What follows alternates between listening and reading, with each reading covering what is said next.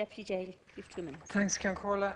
I think, Minister, if we are now at the stage of a resolution on this issue, then I think there is only one reason for that, and that is the tragic death of Daly and the determination and courage of his partner, Stephanie Meehan, in bringing this issue back into the public domain.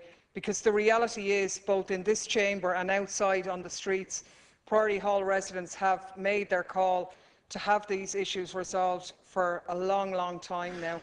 A year ago in this chamber, myself and Deputy Wallace, and I think some of the other deputies here, raised this issue, and at that time we called for all of the things that we are now calling for again: that the development should be knocked down, that the banks, which are our banks, should be made to pay a price for this and allow people to transfer their mortgages and move on with their lives. We made the point that the rogue developer or criminal developer, Tom McFeely, who was ultimately responsible for this situation, was able to build correctly in Britain. And the reason why he built well in Britain is because standards were enforced in that society, and he knew if he didn't do that, then he would be caught. We had the scandal here of architects signing off on Priory Hall as being fire safe and complying with the regulations, when extra rooms were built in that were a fire hazard. Clearly, the architect in question never bothered examining that development at all. So the system did fail